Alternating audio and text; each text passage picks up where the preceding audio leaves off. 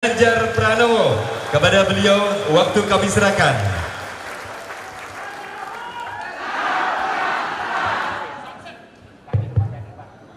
Sat.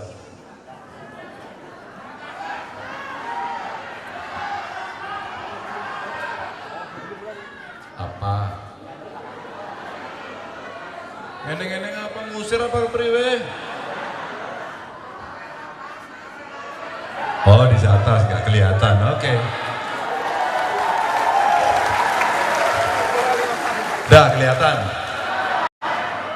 Keton apa mboten, Bu? Ton ya. Assalamualaikum warahmatullahi wabarakatuh. Selamat pagi, salam sejahtera untuk kita semuanya. Alhamdulillah, alhamdulillah wa syukurillah. Wala khala wala quwwata illa billah. Para alim ulama yang hari ini hadir, Bu Dewi terima kasih. Mau nyebut Bu Bupati, wong ya acaranya kayak begini, makanya punya Mbak Tiwi saja. Mas Bambang terima kasih. Apa Pak Iwan? Kencing.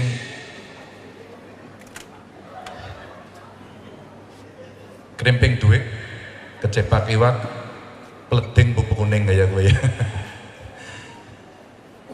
Dulu masih ingat saya kampanye DPR ya, bersama ini kawan-kawan banyak sekali hadir di sini. Kalau kita komunikasi dengan masyarakat, bahasa lokal pakai filosofi lokal, menangkal sebuah tekanan,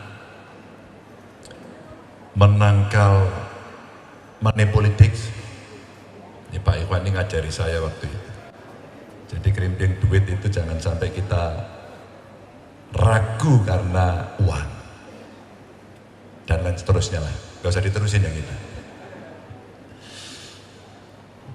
Dari partai-partai terima kasih sudah selalu hadir. P3, kakak saya di sini, Mbak Nurul. Kemarin dengan P3 kita buat acara lari bareng Pak Sandi. Yang paling depan ternyata juaranya istri saya. Pak Sandi menemani saya karena dia runner yang kelasnya memang runner beneran. Nungguin saya. Akhirnya lebih kenceng juga Pak Sandi. Tapi kita senang kemarin bersama masyarakat. Juga dari P3 kita menunjukkan pada masyarakat bahwa sehat itu penting, investasi itu penting, olahraga itu penting. Kalau olahraga, putra putri panjenengan punya bakat talenta olahraga dan dia punya ruang untuk bisa berprestasi, maka dia salah satu yang bisa mengibarkan bendera. Karena salah yang lain adalah yang satunya presiden. Kalau kita keluar negeri, bendera merah putih yang bisa berkibar itu adalah kunjungan presiden. Kalau ada event internasional, bendera yang bisa berkibar adalah ketika atlet kita bisa mendapatkan medali emas. Dan itu bendera merah putih berkibar. Kita tradisikan olahraga. Kita tunjukkan bahwa kita harus sehat. Ini dengan P3 kemarin, kalau dengan PDI Perjuangan, udah keseringan.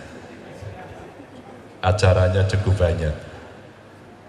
Dengan Perindo ini Pak HT ini lagi seneng sholawatan ini.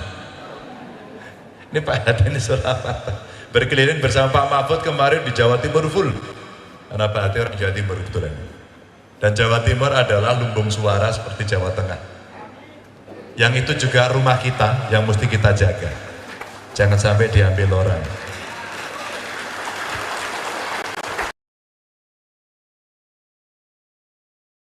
Dan suara kita tidak ada yang ambil. Saya ingin meyakinkan, memastikan suara kita utuh, solid, bulat dan bertambah. Ini dengan Perindo Pak. Dengan Hanura ini Pak Oso ini suka rame Pak. Pokoknya show of force ditunjukkan. bersama saya di Surabaya dan di Kalimantan Barat. Kalimantan Barat itu pecah, belum ada pernah perkumpulan massa dalam sejarah sepanjang itu. Ini Pak Usoy. Teman-teman caleg, terima kasih sudah hadir. Yang caleg boleh berdiri nggak semuanya? Yang caleg, biar dilihat. Wah, ini caleg DPR RI, ini Mbak Sri, teman saya lama. Ini ada DPRD Kabupaten.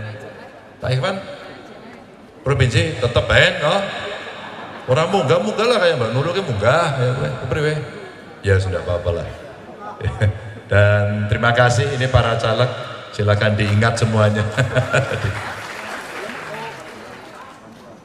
Tokoh agama, seni, budaya, komplit ini ya Mbak Tiwi ya. Petani, UMKM. Bapak Ibu, saya berkeliling ke Indonesia, bertemu dengan banyak masyarakat. Kemarin ketemu anak muda, pertanyaan menarik. Dan saya ditanya juga oleh Kadin kemarin. 3 kandidat satu-satu ngobrol di Kadin. Setelah saya lihat di YouTube, pertanyaannya sama ternyata. Kenapa anak muda tidak mau bertani? Begitu. Ini yang petani angkat tangan. Oh, luar biasa, banyak sekali. Di antara para bapak ibu petani, siapa yang bercita-cita anaknya jadi petani? Angkat tangan. Krik, krik, krik, krik, krik, krik, krik. Terima kasih. Masih ada beberapa. Bapak Ibu, dunia pertanian kita akan menghadapi situasi yang tidak gampang, apalagi dalam pertanian pangan. Oke, ini saya ceritakan dulu. Di IPB saya juga diundang untuk pertanyaan serupa, bagaimana kita mengembangkan pertanian wabil khusus pangan. Karena kita penduduknya banyak, lahan kalau yang di Jawa makin sempit, iklimnya berubah luar biasa, gitu. Tapi sebenarnya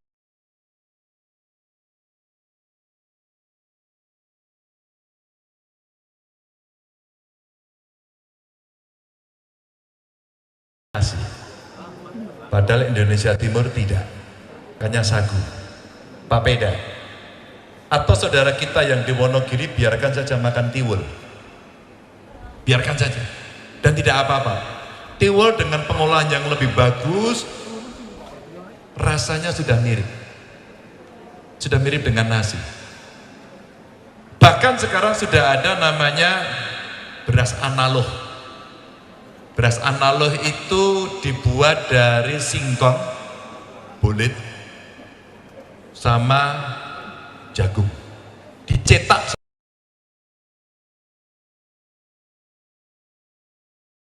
Ini mereka yang sudah senior, sudah sepuh, berkemampuan. Saya tambahin sedikit kenapa berkemampuan.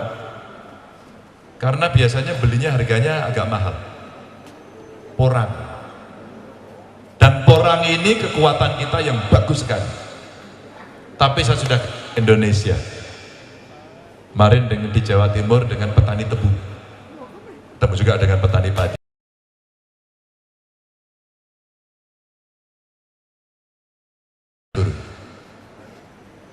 Tebu kemarin dia problemnya rendemen yang pernah 11 sekarang tinggal 6,5. Kualitasnya kurang bagus. Padi kemudian mulai banyak riset tapi tidak terlalu bisa dipakai. Ada di Kebumen kemarin uji coba, hasilnya cukup bagus. Tapi Pak Ganjar, pupuknya mahal, obatnya mahal, hasil panennya murah. Bener gak? Dilalah kok saya ditanya sama Pak Prabowo kemarin pas debat pertama. Pertama dulu ceritanya. Nonton nggak? Yang pertama loh. Pak Ganjar, kenapa di Jawa Tengah pupuk langka? Nuduh ini. Saya sampaikan, makanya Bapak harus piknik. Berkeliling piknik ke seluruh Indonesia, di Sumatera Utara kampungnya Mbak Sri. Pak Ganjar pupuk langka, kami dibatasi. Betul. Saya ke Sulawesi, nah ini ini ke background tadi lagi saya ngomong, ini backgroundnya di Sulawesi ini. Ini ketua DPD, ini mantan anggota DPR RI teman saya, bapaknya dulu gubernur. Backgroundnya ini.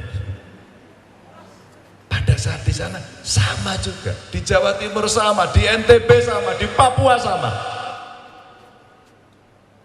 Karena saya pernah di Komisi 4 mewakili Jateng 7, Bu Tiwi. Jadi saya itu susah lupa di Jateng 7.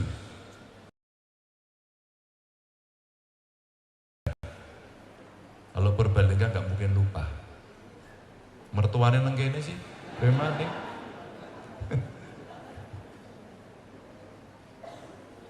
Maka kemarin kami bicara beberapa hal terkait dengan makanan pokok kita. Saya cerita dua isu utama yang selalu terkait dengan petani dan konsumen produk pertanian. Siapa? Kita sendiri. Kita bicara petani dulu. Maka setelah saya keliling Indonesia, bertemu, problemnya sama, saya cerita satu saja. Pupuk langka akhirnya mahal, pupuk langka akhirnya mahal, berkali-kali. Ternyata direspon juga. Isu kedua adalah beras mahal. Bu, beras pinten Bu mriki Bu? Pira? 15 euro. Yang paling murah berapa? 14 apa 13? Ada yang 13 enggak? Enggak ada?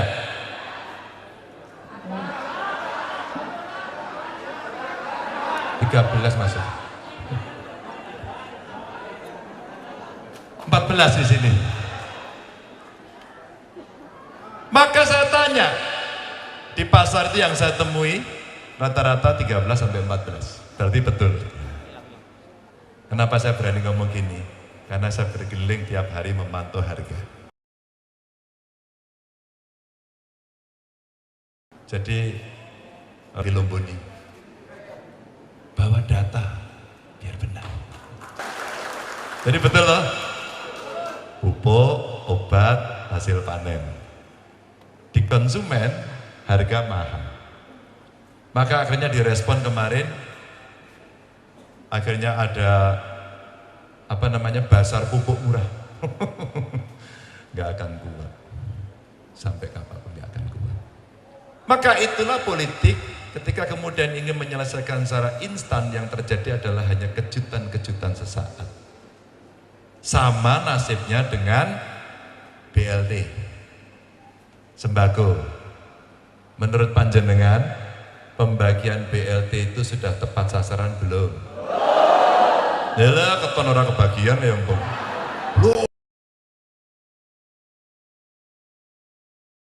Belum. Kenapa? Apa? Pilih kasih? Jure siapa? Loh, pilih kasih sih siapa? Tuh, pilih kasih tidak tepat sasaran. Kenapa problemnya itu? Kalau kita tidak menyelesaikan di sisi ujungnya Bapak Ibu, ya ora bisa. Di ujung. Maka saya bilang sudahlah, daripada kartunya banyak, jadikan satu aja, pakai KTP aja.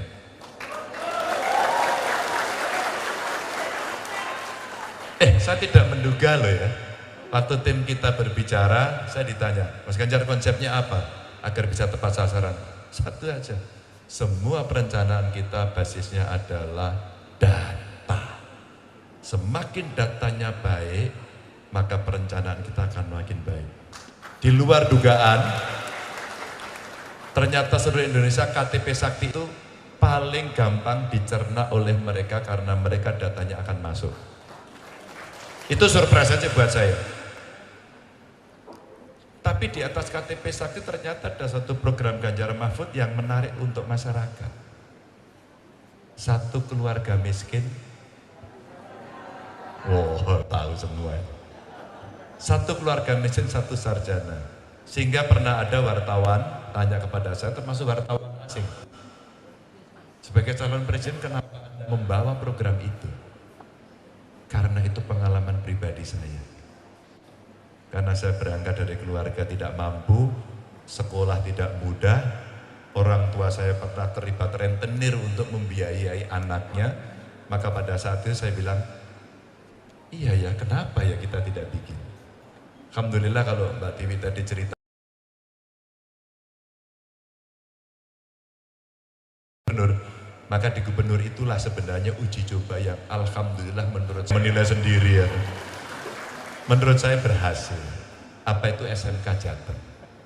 Sudah 2 rumah tangga baik di Solo maupun kemarin di Kota Tegal, saya ingin anak Jateng. Dan salah satu SMK Jateng itu ada di Purbalingga. Waktu kami switch, kami geser bahwa sekolah itu hanya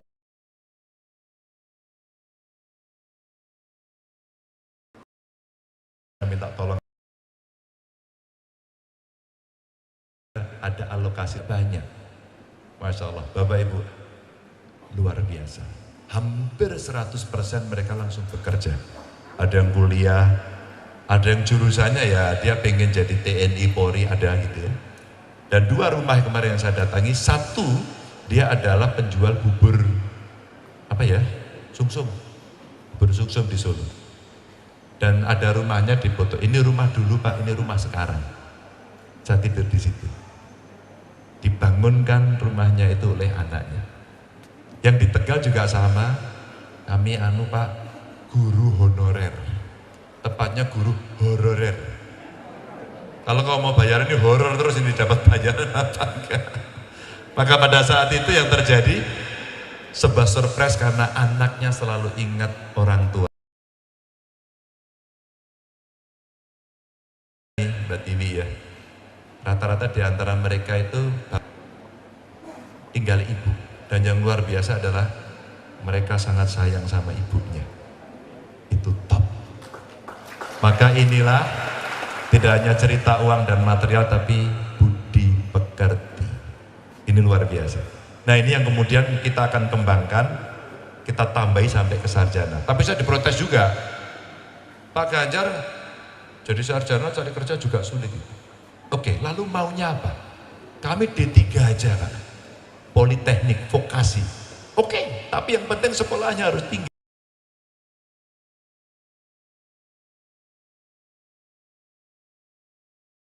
Yang menjamin. Jadi ini urusan tadi petani, maka kemarin direspon.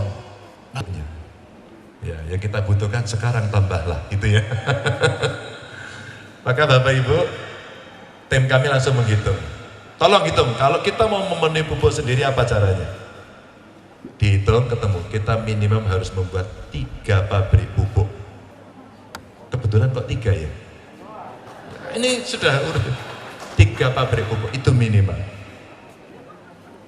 Maka yang mesti kita lakukan adalah di mana ditemukan pabrik gas baru, di situ mesti disiapkan pabrik pupuk.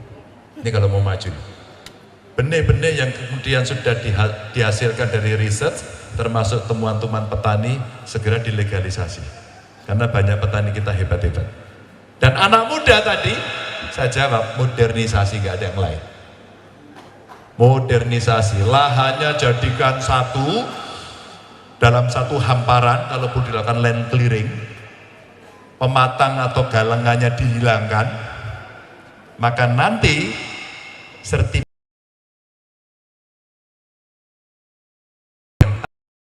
tapi pakai ordinat satelit. Ya. Mesti canggih lah, masa gitu-gitu. Jadi mungkin nanti apa sih namanya, sertifikat itu cukup ditaruh di handphone itu. Ada nomornya, terus kemudian disampaikan bahwa ini punya saya. Kira-kira seperti itu. Atau barangkali dengan chip ditaruh di mana saja. Maka kalau nanti mau sengketa dan sebagainya gampang, karena ordinat tidak pernah bergeser. Patok geser kiri kanan gitu kan. Kadang-kadang udah ditanam aja dipindah gitu. Ini pengalaman menjadi gubernur dan pernah di Komisi 2, ngurusi patok juga. Berikutnya apa? Modernisasi dengan mekanisasi. Pakai traktor, nanamnya pakai transplanter. Nyiramnya, kalau dalam satu drone-nya sudah ada. Saya ketemu 2 anak, satu lulusan Kanada, satu bantu saya. Tapi home base-nya dia ada di Jogja. Dia sudah punya drone. Panennya pakai combine harvester. Efisien sekali. Dan kelompok tani sebaiknya punya rice mill sendiri. Petani, saya mau tanya nggih, jenengan lebih suka jual gabah apa beras? Gabah. Pira gabahe? Pira regane jajal sih? Pira kira-kira sih? 800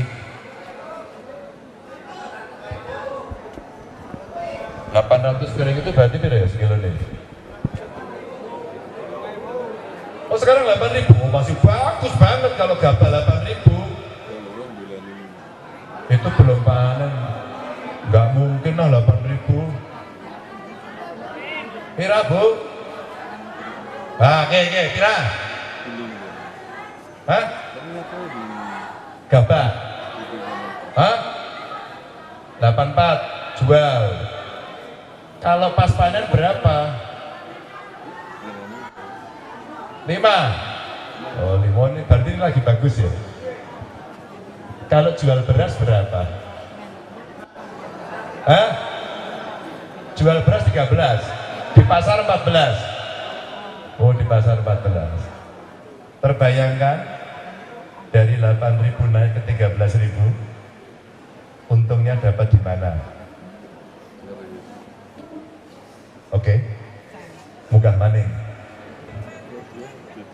Bapak Ibu, kalau kelompok tani atau gabotan punya rice mill sendiri, jenengan seleb sendiri, jenengan dapat beras, dijual beras, dapat bekatul, bekatulnya dijual. Panen.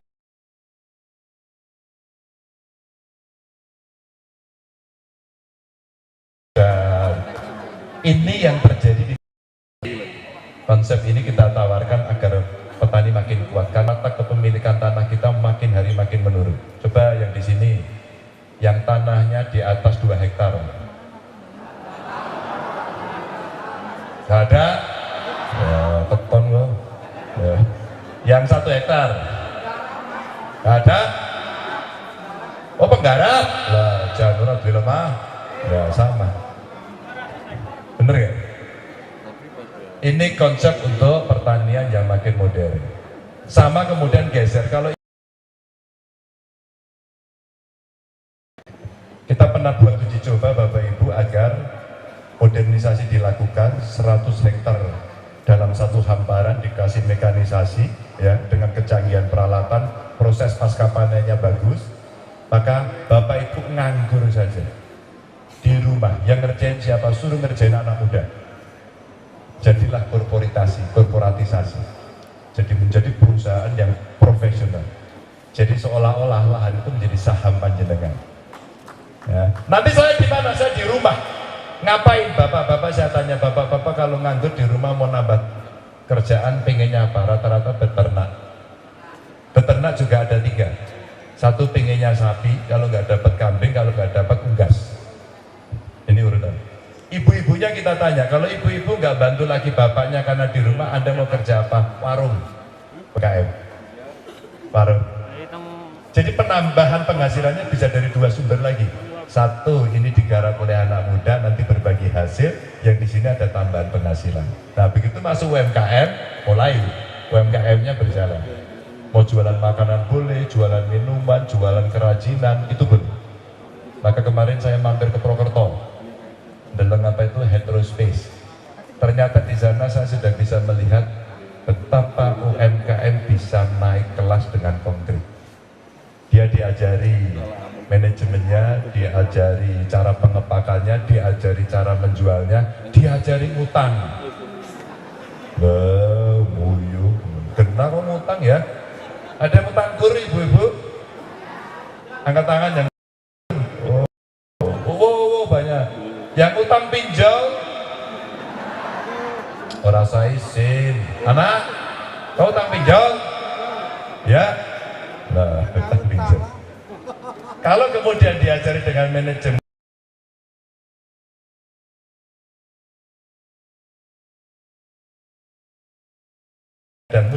dimasukkan kepada usaha, manajemennya diajari. Maka rata-rata mereka naik kelas, Pak penjualan saya naik 100%, dia bangga. Ini UMKM. Maka kalau saya dulu punya pengalaman berbarengan dengan teman-teman Pemprov membuat heterospace, maka inilah yang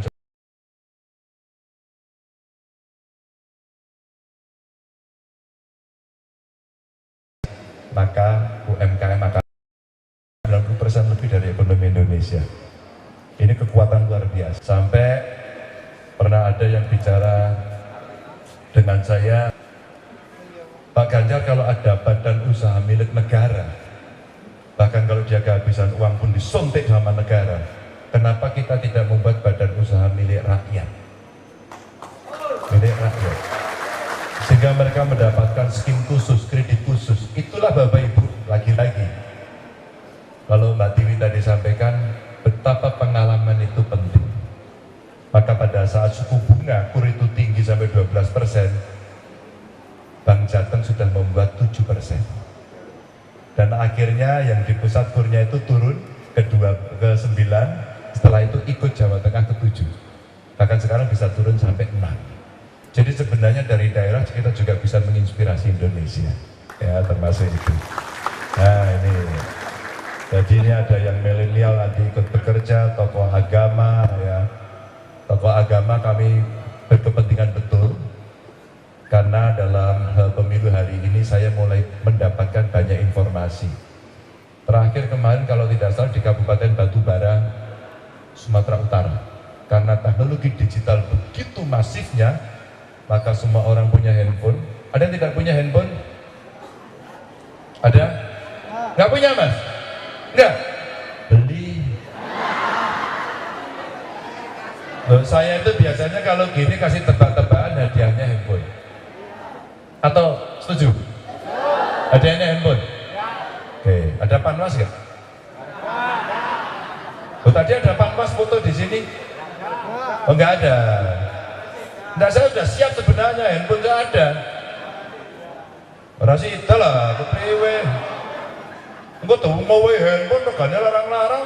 Wingan nasi mau susu itu, periksa. Ya, Bapak Ibu. Dunia digitalnya sudah luar biasa, maka kemarin mendapatkan informasi di Kabupaten Batubara. Terekam suara, terindikasi. Terindikasi aparatur berpihak pada satu pasangan. Saya bicara terbuka. Inilah yang tidak fair. Inilah yang harus diluruskan. Inilah kesempatan dari tokoh agama, tokoh masyarakat juga mengingatkan kepada mereka. Kasihlah ruang untuk kontestasi yang baik, yang benar. Sehingga nantinya kita juga akan bisa fair, jujur, adil. Betul ya? Langsung umum, bebas, rahasia, jujur, adil. Ini yang ada. Oh, ada Panwas, lapor dan umpama saya mau kasih hadiah handphone pada mereka yang tanya, boleh nggak? Sini, ini harus penjelasan dulu. Nih, jenengan kasih edukasi, tenang aja, nggak usah takut. Ini pertanyaan umum aja kok ya. Sini, nggak usah takut. Lu sampai jadi Panwas kok takut? Gimana? Kalau umpama itu saya kasih hadiah handphone, uang 100.000 umpama di acara kayak gini, melanggar nggak? Selama itu nanti tidak mengarahkan untuk mencoblos Bapak. Nah ini unggulan ke saya, mesti mencoblos saya, ini gimana? Ini bare saja, kalau saya kasih di acara seperti ini, dilarang atau tidak? Dilarang tidak, cuma kalau pas lagi ngasih, jangan lupa coblos. Loh ini saya suruh nyoblos saya memang. Saya kalau ngasih gitu melanggar atau tidak? Ini Panwasnya malah ragu-ragu. Itu money politik Pak. Money politik selama itu nanti mengarah. Melanggar. Kita jangan takut. Iya Pak. Untung saya sudah tidak di Komisi 2. Makasih. Dengar ya Bapak Ibu, ora sidang. Sumpah demi Allah saya bawa uang. Disangone bojoku. Denggo.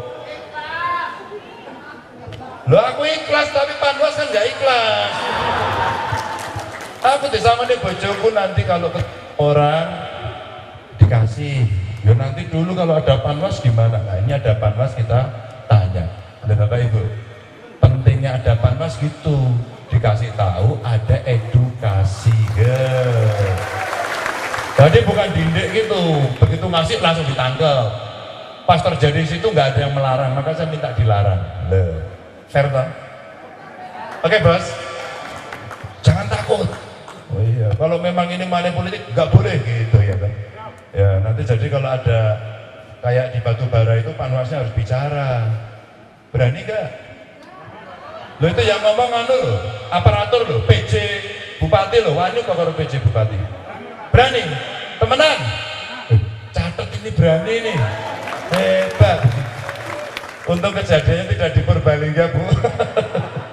Bapak Ibu, unfair, tidak fair ini mesti kita luruskan. Mari ada surat suara sudah pergi lebih dulu. Mohon maaf, demokrasi ini mesti kita jaga. Reformasi dulu menginginkan semuanya berjalan dengan baik. Tapi kalau itu tidak berjalan dengan baik, maka kitalah yang akan mengingatkan. Waktu kita tinggal 30 hari sudah hilang 1 bulan kurang 1 hari, besok 1 bulan kurang 2 hari, makin mepet. Maka ajak warga untuk bisa terlibat. Nah terakhir saya pesan mau 3 saja pesan saya. Yang pertama, temui masyarakat dalam waktu 30 hari kurang 1 ini. Akan datang, pasti sudah terdaftar dan pasti akan memilih Ganjar Mahfud. Yes. Soal cara sudah panjenengan jagoan semuanya. Apalagi kawan-kawan yang sudah menjadi anggota DPR, kejagoan. Pak Dewi jago banget, udah terpilih kok. Yang pernah terpilih menjadi jagoan, sudah tahu caranya. Nah, begitu ketemu masyarakat, nanti akan terjadi dialog. Disitulah seringkali masyarakat bertanya soal program, jawablah. Dan kalau jawab jangan ragu-ragu. Nah, nggak ragu-ragu itu seperti apa? Nonton debat saya yang ketiga. Ya, ternyata Bapak Ibu, kalau kita membawa data yang benar, menyampaikan dengan benar, ya, dan ada yang tidak bisa menjawab soal itu, kita sudah punya penilaian yang cukup bahwa seseorang sebenarnya bisa atau tidak. Maka panjenengan nanti kalau ketemu dengan warga, tampilkan datanya, tampilkan faktanya, dan dunia sekarang sudah modern, tampilkan videonya. Di TikTok ada, di IG ada. Pak Ganjar KTP Sakti apa? Sudah ada, tinggal download, kumpulkan dalam satu folder. Kalau ditanya, korep dengan apa? KTP Sakti, ye. Geleng ye. Ya. Oh kejadiannya itu ada yang tidak fair di Kabupaten Batubara, bener apa enggak? Biar diklarifikasi Bawaslu dulu, klarifikasi sama apa namanya penegak